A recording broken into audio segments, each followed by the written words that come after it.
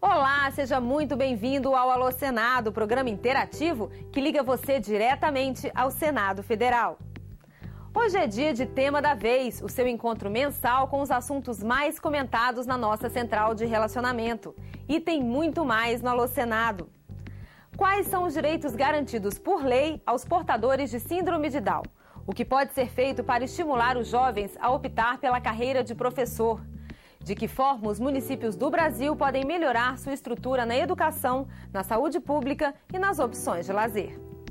O Alô Senado está começando. Que direitos a lei brasileira garante aos portadores de síndrome de Down? Quem quer saber é a Lilian Pérez, de Pelotas, no Rio Grande do Sul. E quem responde é o senador Wellington Dias. Lilian, eu quero saudar você e todo o povo do Rio Grande do Sul. Nós trabalhamos aqui um projeto que cria um conjunto de regras, e estamos agora para trabalhar o Estatuto da Pessoa com Deficiência, mas já há um conjunto de regras de proteção. Por exemplo, na escola, a escola deve acatar junto com as outras crianças.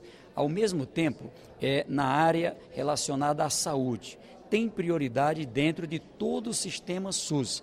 Tem ainda a possibilidade de concorrer a concursos em vagas especiais, em vagas específicas para pessoas com deficiência.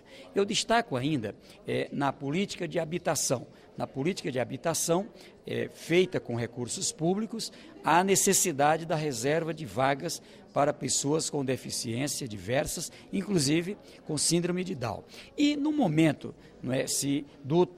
em que trabalha, que passa a contribuir com a Previdência, é considerado, tá certo, uma aposentadoria especial. Nós estamos, inclusive, agora trabalhando para poder reduzir ainda mais esse prazo, levando em conta a expectativa de vida para alguns casos. Então, tudo isso que estamos trabalhando, por quê? Porque consideramos pessoas que, de um lado, precisam apenas de oportunidades e, do outro, precisa de uma atenção toda especial em todas as áreas. Seguramente, nós vamos completar esse trabalho com o Estatuto da Pessoa com Deficiência. Uma preocupação hoje, a educação, a gente sabe que a educação é a única forma de mudar o rumo das coisas, transformar, né? E uma preocupação grande hoje, que a gente sabe que apenas 2% dos jovens adolescentes, quando vão escolher cursos profissionalizantes para se tornarem profissionais, apenas 2% optam por escolher pela carreira de professor. O que tem sido feito pelo atual grupo do Senado para modificar isso? Maria Lene, o Senado tem feito algumas coisas, como o projeto do piso salarial, que é um projeto meu, que hoje é uma lei, mas é muito pouco. É muito pouco porque o que a gente precisa fazer é uma mudança radical da carreira do professor, e eu tenho o meu projeto, que está avançando muito lentamente, de federalizar a educação.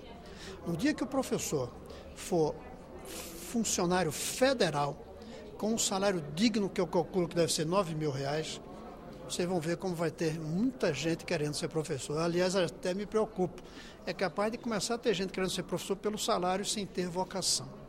Não tem outra saída, a meu ver, a não ser a federalização da educação. E aí eu quero dizer algo que comprova. As escolas federais, que são cerca de 400, elas pagam bem e têm bons quadros, têm bons professores. E muitos jovens querem ser professores nas escolas técnicas, nos institutos de aplicação, no Colégio Pedro II.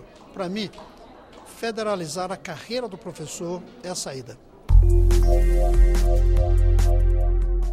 O mês de outubro foi movimentado na Central de Relacionamento do Alô Senado. Entre os temas mais discutidos continuam em alta o combate à corrupção e a reforma do Código Penal. Outro assunto muito comentado foi o projeto de lei que altera o Estatuto do Desarmamento, proibindo a comercialização de armas de fogo. Mas o destaque do mês vai para a preocupação dos brasileiros com as crises econômicas mundo afora e como elas podem afetar o Brasil. O Eleudoro Rolon, por exemplo, escreveu para a gente lá de Alta Floresta, no Mato Grosso, para perguntar aos senadores: dentro de um mundo globalizado, de que forma o Brasil pode se proteger do efeito das crises internacionais? Ele quer saber se daria certo o Brasil se retrair no mercado internacional, interrompendo as importações e criando mecanismos próprios de produção para suprir as demandas. Seria possível, dessa forma, o Brasil ficar a salvo do efeito devastador das crises? Eleodoro, o Alô Senado levou a sua mensagem aos senadores Sérgio Souza e José Agripino. Não é o caso de interromper importações. O Brasil tem uma economia aberta. Aí você tem que fazer uma mudança completa de modelo que não dá certo. Já mostrou no passado que não dá certo. O que você tem é que aumentar o mercado interno e criar condições para exportar. Você exporta se você for competitivo. Você é competitivo se você tiver uma carga de impostos mais baixa e tiver uma infraestrutura de qualidade para que o milho ou feijão que seja produzido no Mato Grosso chegue em Paranaguá a preço competitivo, para dar um exemplo. A infraestrutura, porto, aeroporto, rodovia, que faz com que o produto brasileiro fique mais barato. Com ele mais barato, tanto o brasileiro compra mais, como o produtor do Brasil consegue vender para o exterior. Olá, Eleodoro. O Brasil está vivendo o seu quarto momento nesse mundo recente. O primeiro deles, eu diria para você, é o fim da ditadura, a Constituição de 88. O segundo é a estabilidade da moeda, o poder aquisitivo da moeda. Depois vem a inclusão social, a valorização do salário mínimo, onde hoje o salário mínimo realmente tem um poder de compra, né? E nós estamos vivendo um novo momento, o quarto momento. O que é esse quarto momento? Nós temos que nos tornar competitivo a nível mundial, porque vivemos, sim, num mundo globalizado. Esse mundo globalizado quer dizer que o que se produz na China vende ao Brasil, o que se produz no Brasil pode se vender na China, ou o que se traz da China acaba competindo diretamente com o nosso produto interno, com o nosso produto manufaturado, e se nós não baratearmos o custo desse produto, isso se chama custo Brasil, nós não nos tornamos competitivos, porque realmente vivemos num mundo globalizado. Como é que nós vamos resolver isso? Retirando impostos. A presidente Dilma já tem feito isso através de alguns programas chamado Brasil Maior, você tem assistido isso.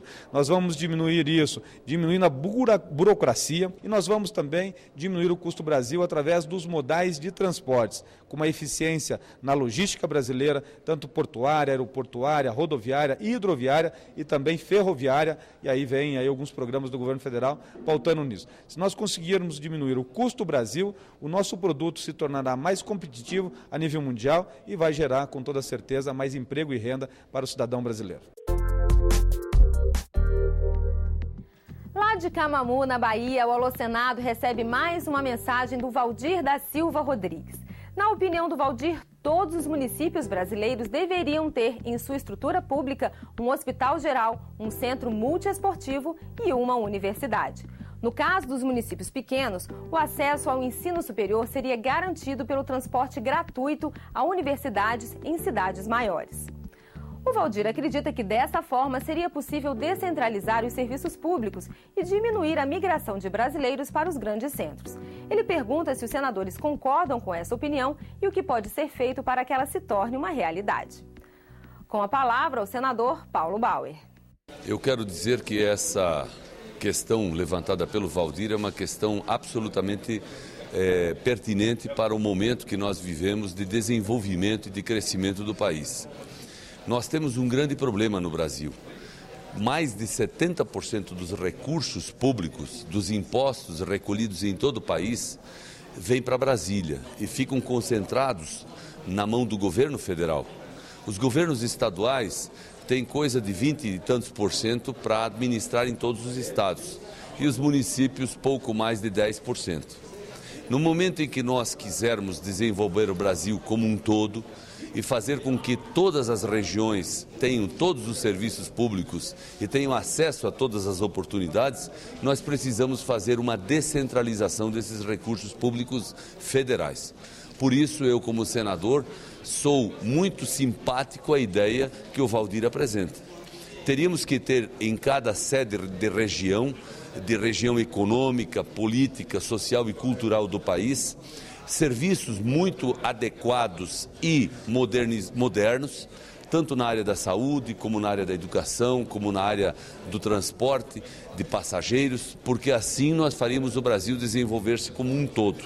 Eu tenho certeza que chegaremos lá, mas ainda vamos ter que insistir muito e é preciso que o governo se conscientize da necessidade dessa providência para que o Brasil se desenvolva como um todo e não apenas em algumas regiões.